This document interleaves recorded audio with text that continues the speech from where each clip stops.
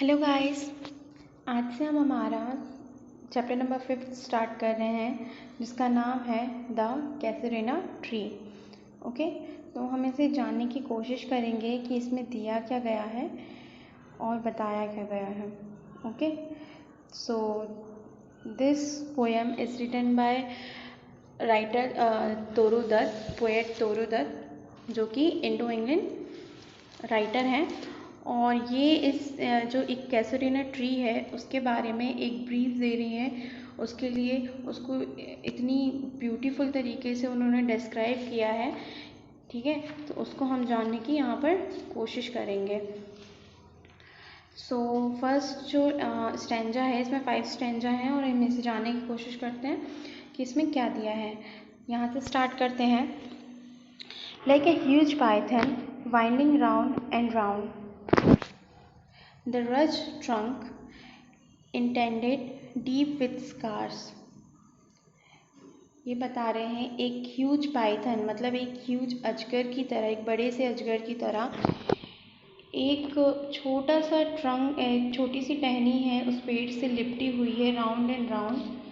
ठीक है, indented with deep scars up to it very summit near the stars, बहुत ही तारों के बहुत ही करीब।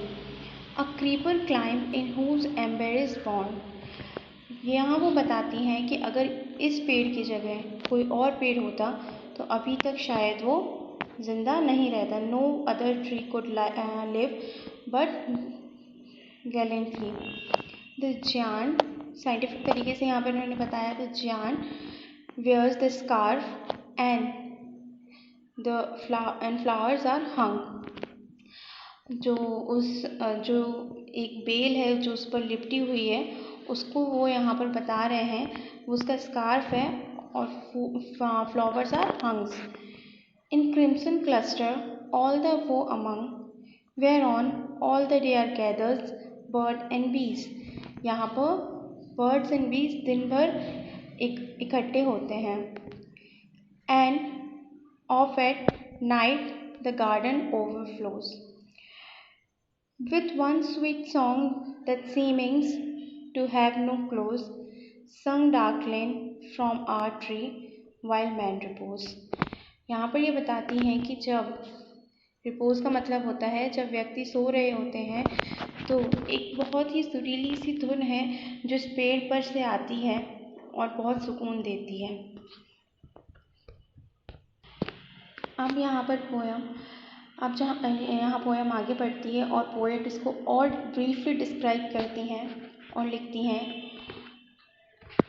When first my casement is wide open thrown, at dawn my eyes delighted on its rest. Sometime and most in the winter, on its crest, a grey baboon sits statue like alone। ये बताती हैं कि कई बार अक्सर winter के समय एक grey बबून मतलब एक बंदर वहाँ पर आकर बैठता है। वॉचिंग द सनराइज, सनराइज को देखते हुए, वाइल ऑन लोअर बो his puny of spring leave about and play. जो उसके बच्चे हैं वो उसकी नीचे वाली टहनियों पर खेलते कूदते रहते हैं। And far and near kokilas hail the day. यहाँ पर कोयल गाती हैं। And to their pastures went all sleepy cows, and in the shadow on the broad tank cast, by the hoar tree so beautiful and vast, the water lilies offspring like snow and mast। और यहाँ पर कई बार water lilies springs like snow and mass, यहाँ पर वो बताते हैं कि स्नो की तरह स्नो का भी ढेर लगता है और वाटर लिलीज का भी यहाँ पर ढेर लगता है। एंड मास का मतलब होता है ढेर लगना। फिर वो बोलती हैं आगे, but not because of its magnificent dear is the casuarina to my soul. सिर्फ उसकी खूबसूरती से ही नहीं मुझे वो पसंद है, बल्कि beneath it we have played through years may roll, O sweet companions love with love intense. वो उनके जो दोस्त हैं, उनके भाई बहन हैं, उनको याद करती हैं। वो लोग उस कैसुरीना ट्री के नीचे खेले हैं, बचपन उनका वहाँ बीता है, और उसको याद करते हुए वो उसे बताती हैं। For your sake shall the tree be ever dear. और हमारी यादों में ये हमेशा बसा रहेगा। वो आगे बोलती हैं, blend with your images it shall arise in memory. मतलब हमारी ये जो यादें हैं, ये जो इतनी प्यारी यादें हैं, till the hot tears blind my eyes. ये जब तक नहीं जाएंगे जब तक मेरी आँखें, जो मेरे गर्म आंसू हैं, इन्हें नहीं ले जाते। वॉट इज़ दैट डग like murmur that I hear. डग लाइक मर्मर की मतलब ये होता है रोने जैसी आवाज़। ये क्या है, ये क्या रोने जैसी आवाज़ आ रही है। Like the sea breaking on a single beach. मतलब जो बीच के पास जो कंकड़ पड़े रहते हैं, उन पर जो बीच का पानी आके लग रहा है, वैसी आवाज़। It is that trees lament and Aries speak. वो बताती हैं कि हाँ, ये वो पेड़ है जो रो रहा है, हम उसके कंपेनियंस को याद करके। और एरी स्पीच का मतलब होता है वो मतलब कोई मैसेज देना चाह रहा हो। That happily to the unknown land may reached. मतलब वो एक अननोन लैंड में चला जाएगा जहाँ पर उसके भाई बहन और दोस्त चले गए हैं। आगे वो ये बताती हैं,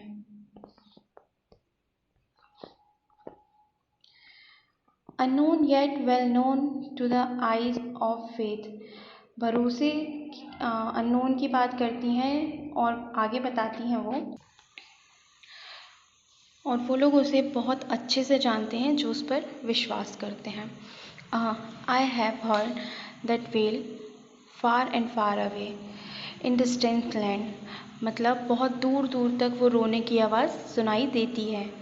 by many a shelter way when slumbered in his cave, the water wreath, and the waves gently kiss the classic shore of France or Italy beneath the moon.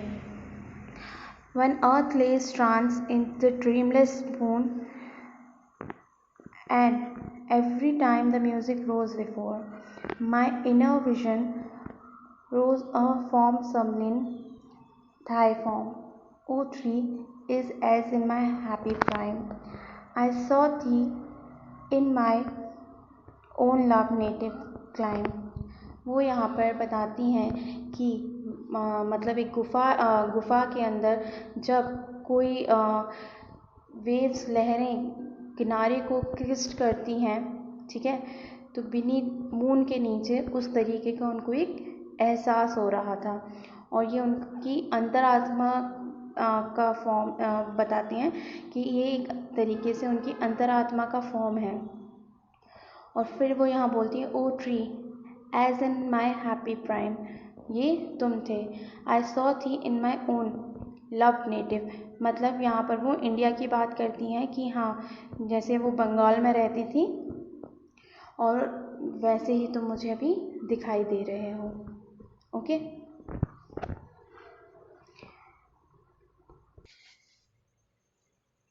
आगे चलते हैं और लास्ट स्टैंजा ये हमारा। यहाँ पे पोएट बताती हैं, therefore I fain would consecrate a lay unto thy honour tree विलव ऑफ दोस। यहाँ पर वो बताती हैं कि मैं तुम्हारे ऑनर में कुछ लिरिक्स लिखना चाहती हूँ, मेरे विलव के साथ, उनके लिए भी, who now in blessed sleep for I repose. मतलब जो हमेशा के लिए अब सो चुके हैं। Dearer than life to me, alas, where they mayst though be numbered when my days are done with deathless trees like those in Borrowell। तो यहाँ पे मैं 2 लाइन का मतलब आपको समझाना चाहूँगी कि ये है कि मैं तुम्हें मेरे जाने के बाद, मतलब मेरे मरने के बाद भी मैं तुम्हें हमेशा ज़िंदा रखूँगी एक इस पोयम के साथ हमेशा। और ये जो वर्ड है यहाँ बोरोवेल्ट, मतलब ये पेड़ है, ये भी पेड़ का नाम है, जो कि विलियम वर्ड्सवर्थ ने यू पेड़ के साथ किया था। पहले ने कोई नहीं जानता था, लेकिन जब उन्होंने इसके लिए पोएम बनाई और इसको आगे बताया तो ये सब जानने लगे। विथ डेथलेस ट्री मतलब मैं तुम्हें कभी मरने नहीं दूंगी, और डेथलेस ट्री में तुम्हें हमेशा गिना जाएगा। Under whose oath branch lingered pale, fear trembling, hope, and death the skeleton, and time the shadow, and though weak the was. That would they beauty fain, oh fain rehearse, may love defend thee for a valiant curse। मतलब जब भी तुम्हारी बात होगी तो इस poem की बात ज़रूर होगी। ओके, और मैं ये तुम्हारी खूबसूरती से प्रभावित होकर लिख रही हूँ। और ओविलियन क्रेस का मतलब होता है कि इस तरह से तुम्हें जाना जाएगा। ओके, और ये poem written by this poem is written by Toru Dutt. Hopes आपको अच्छे से समझ आई हो।